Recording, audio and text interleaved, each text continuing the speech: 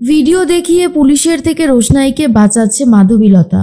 সম্পূর্ণ জানতে ভিডিওটিতে একটি লাইক করে দেখতে থাকো। গল্পের শুরুতেই দেখা যায় গরিমার সাথে দেখা করতে গেছে আরণ্যক। আরণ্যক বুঝতে পারে গরিমা অনেক ভেঙে পড়েছে। গরিমা সেরকম কারোর সাথেই কথা বলতে চাইছে না, তাই বাধ্য হয়ে আরণ্যক নিজে গেছে গরিমার সাথে কথা বলতে। গরিমা তখন চুপচাপ শুয়ে রয়েছে। আরণ্যকের সব কথাই তার কান পর্যন্ত পৌঁছচ্ছে। আরণ্যক বলে, দেখো গরিমা, তুমি আগে যেরকম ভালো নাচ করতে এখনও তুমি ঠিক সেরকম ভালোই নাচ করবে। তুমি শুধু আশাটা ছেড়ো না, দেখবে সব ঠিক হয়ে যাবে। আমি আছি তো তোমার সাথে, তোমার কোনো ক্ষতি হতে আমি দেব না। তখন গরিমা আর কিছু বলতে পারছে না। আরণ্যক এটা বলে, তোমার এই অবস্থা যে বা যারা করেছে আমি তাদেরকে শাস্তি দেবই, সে যেই হোক না কেন। তুমি হয়তো জানো না, তোমার মা ইতিমধ্যে এই কেসটা নিয়ে তদন্ত শুরু করে দিয়েছে, পুলিশের সহায়তা নিয়েছে। গরিমা চোখের থেকে জল ফেলতে থাকে আর আরণ্যক গরিমাকে সাপোর্ট করতে থাকে।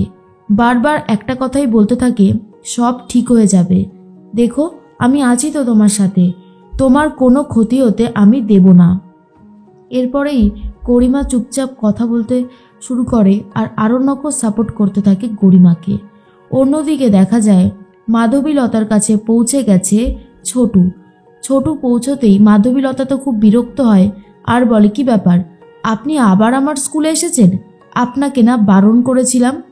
তখনই ছোটু বলে, দেখুন ম্যাডাম, খুব দরকারেই আপনার কাছে এসেছি, না হলে আমি আসতাম না। একটা কথা একটু শুনবেন? মাধবীলতা কোনো কথা শুনতেই চায় না আর বলে, আপনার কথা মানেই তো মিথ্যে কথা, তাই না? কেন আমি আপনার কথা শুনবো বলুন তো? ছোটু তখন বলে, দয়া করে একবার অন্তত শুনুন, তাহলে বুঝতে পারবেন। এর মধ্যেই মনে মনে একটা কথাই ভাবছিল মাধবীলতা, কি বলতে এসেছে একবার অন্তত শুনি। ছোটু বলে, আমি নিজের প্রয়োজনে আসিনি। রোশনাইকে তো আপনি দেখেছেন, ওরকম একটা নিরীহ মেয়ে যদি শাস্তি পায় তাহলে কি আপনার সেটা ভালো লাগবে? সেদিন তো আপনি সবটা দেখেছিলেন। আপনি চলুন না, গিয়ে আপনি পুলিশের কাছে সবটা বলবেন। মাধবীলতা বলে, হ্যাঁ আপনার অনেক বুদ্ধি, যা বুদ্ধি আপনি অ্যাপ্লাই করছেন আর কিছু বলার নেই। ছোটু তখন বলে, কেন, আমি কি কিছু ভুল বললাম? মাধবীলতা বলে, অবশ্যই ভুল বলেছেন বলেই তো বলছি। আমি যদি পুলিশের কাছে গিয়ে এখন সাক্ষী দিই, উনি এটাই ভাববে যে আমি ইচ্ছে করে সাজানো কথাগুলো ওনার কাছে বলছি, এতে কোনো লাভ হবে না।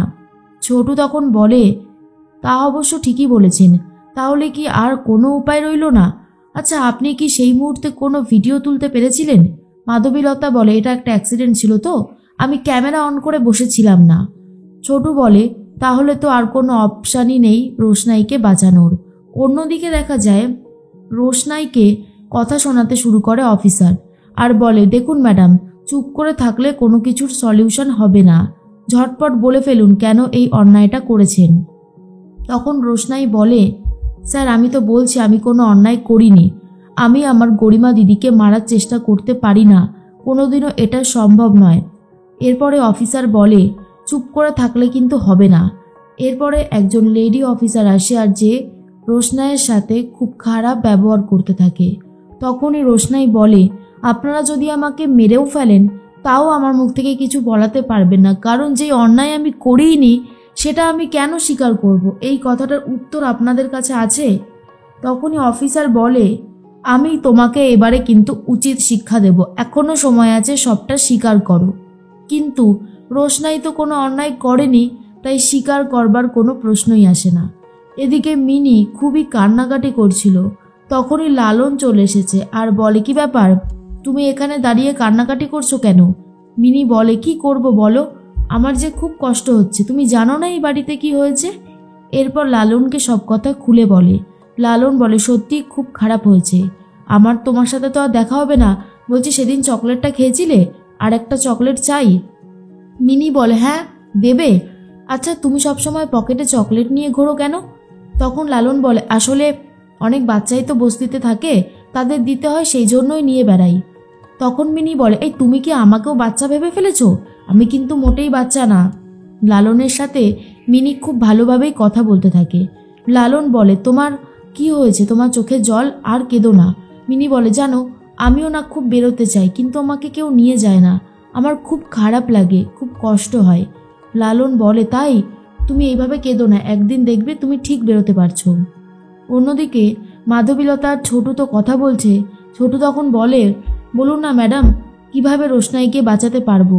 রোশনাইকে বাঁচানোটা খুবই ইম্পর্টেন্ট। মাধবীলতা বলে, আপনার যে মোটা মাথা সেটা বোঝা যাচ্ছে। আচ্ছা, আপনার মাথায় এটা আসলো না, বিয়ে বাড়ি ওরকম জায়গায় তো ভিডিও নিশ্চয়ই তোলা হয়েছিল, মানে ভিডিও ক্যামেরা নিশ্চয়ই বলা হয়েছিল আমাদের ওদের কাছে যেতে হবে। সেই সময় ফুটেজটা দেখলেই সমস্ত সত্যিটা সামনে চলে আসবে। ছোটু বলে, এটা তো আমি ভেবে দেখিনি, তাহলে চলুন, আর অপেক্ষা কিসের? মাধবীলতা বলে, আপনি আপনার মতো যান, আমি আমার মতন ঠিক যাব আর পৌঁছে যাব। ছোটু বলে, যখন এক জায়গায় যাব তখন আলাদা আলাদা গিয়ে কি কোনো লাভ আছে? চলুন আমরা দুজনে বরং একসাথেই যাই। মাধবীলতা আর ছোটু বেরিয়ে যায় প্রমাণ আনতে। এর মধ্যে আরণ্যক গরিমাকে বলে, আমি জানি তুমি খুব ব্রেভ গার্ল, তুমি সুস্থ হয়ে যাবে, তাই কোনোদিনও আমি তোমার সাথে আমি কোনো অন্যায় হতে দেইনি আর দেবও না।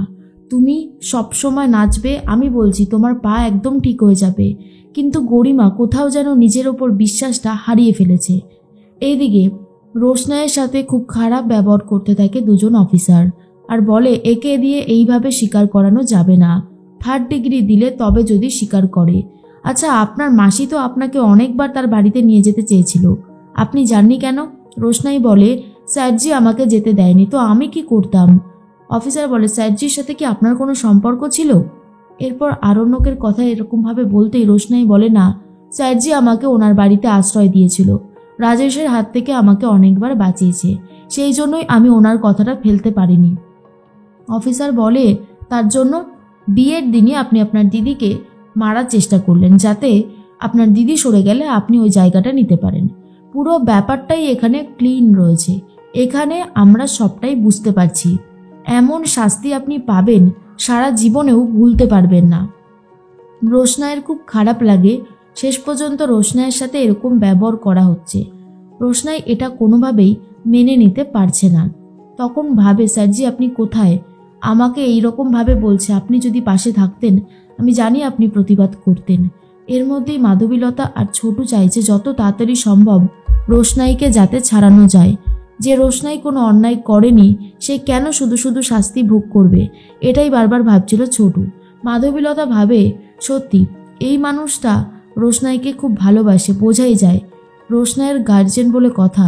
যাই হোক, যত তাড়াতাড়ি সম্ভব রোশনাইকে বাঁচাতে হবে। যে মেয়েটা অন্যায় করেনি তার যদি শুধু শুধু শাস্তি হয় তাহলে আমি নিজেকেও কখনো ক্ষমা করতে পারবো না।